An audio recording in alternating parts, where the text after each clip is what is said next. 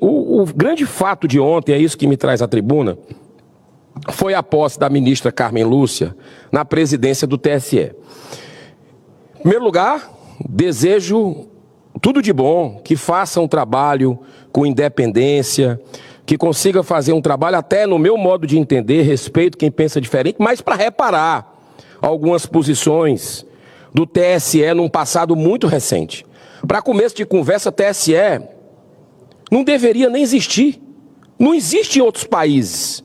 É uma estrutura B de bola e de índio, bilionária, que poderia ser feito pela Justiça Eleitoral dos Estados, Justiça Federal, como acontece em muitos países, que se mobilizam órgãos para fazerem uma eleição. E o Brasil pega o dinheiro do pagador de impostos, bilhões de reais todos os anos, para manter uma estrutura. E eu já tive no prédio do TSE, um negócio, uma obra faraônica.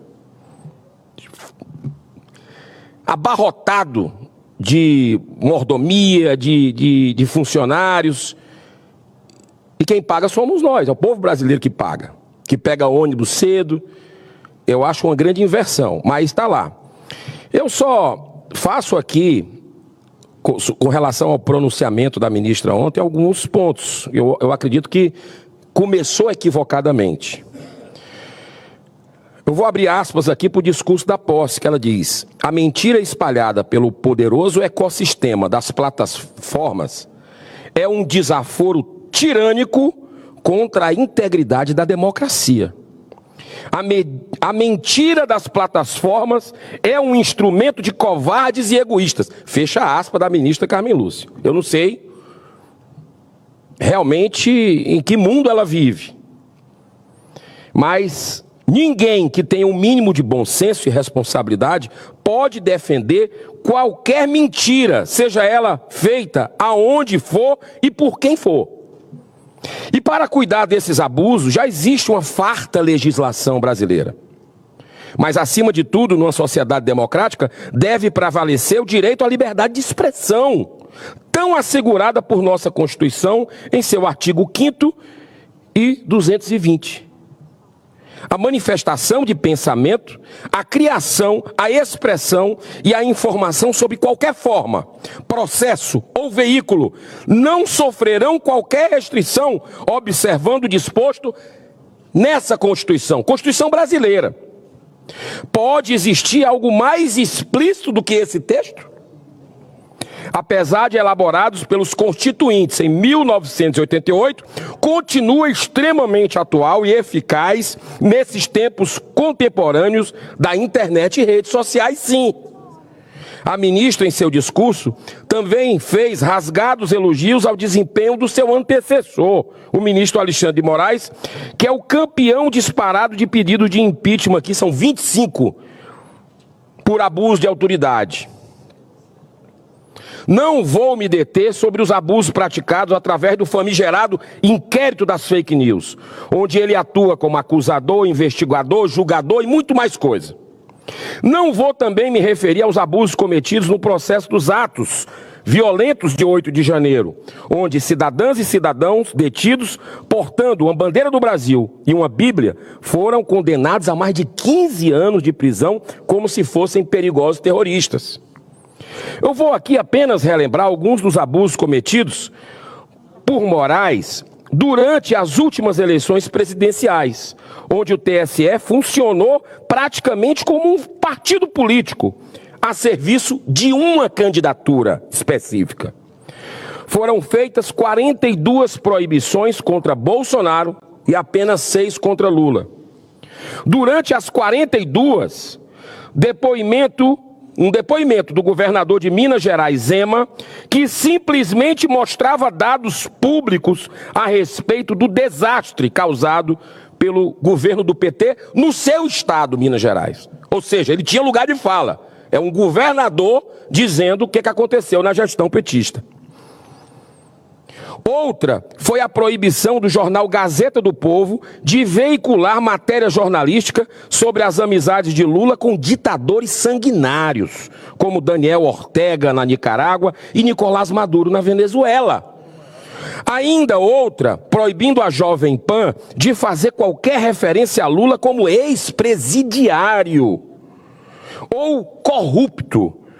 Isso depois de todos os gravíssimos escândalos, como os milhões do Mensalão e mais tarde os bilhões, B de bola e de índio, do Petrolão, que resultou na sua condenação a 12 anos de prisão em 3 instâncias do Poder Judiciário.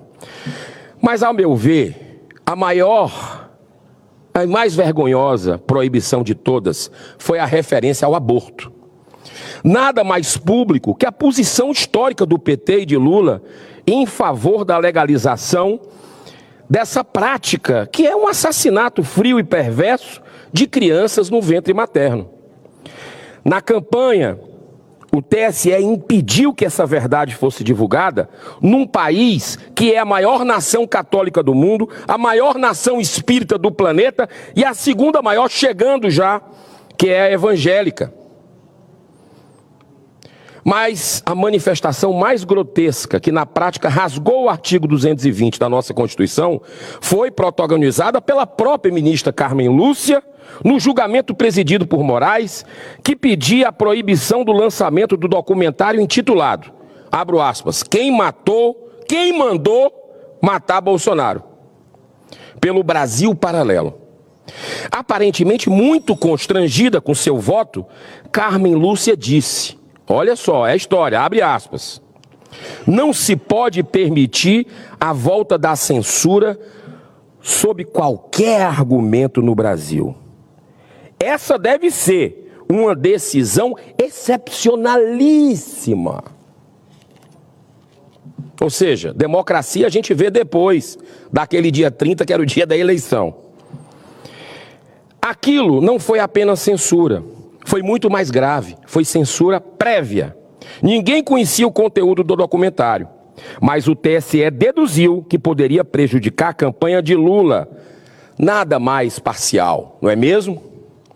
O governo federal, ao criar um departamento de promoção da liberdade de expressão no âmbito da SECOM, assim como a Procuradoria Nacional da Defesa da Democracia no âmbito da AGU, atua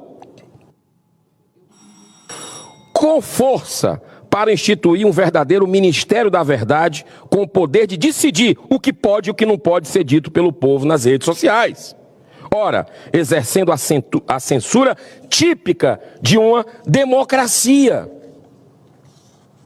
É isso que nós estamos vendo. 61% da população brasileira com medo de retaliação das suas postagens na rede social. Como é que você consegue ser um ser humano integral dessa forma? O Brasil nunca teve disso.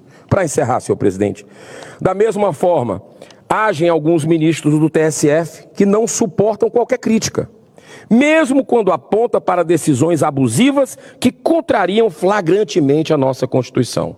Eu volto a dizer, se o senhor me der 1 minuto eu prometo terminar, volto a dizer que esses abusos de autoridade cometidos por alguns ministros do STF ou do TSE só terão fim, repito, só terão fim quando o Senado Federal, essa casa digna, 200 anos, bicentenária, finalmente deixar de ser omissa e cumprir o seu dever constitucional, abrindo o primeiro processo de impeachment. Vai ser pedagógico.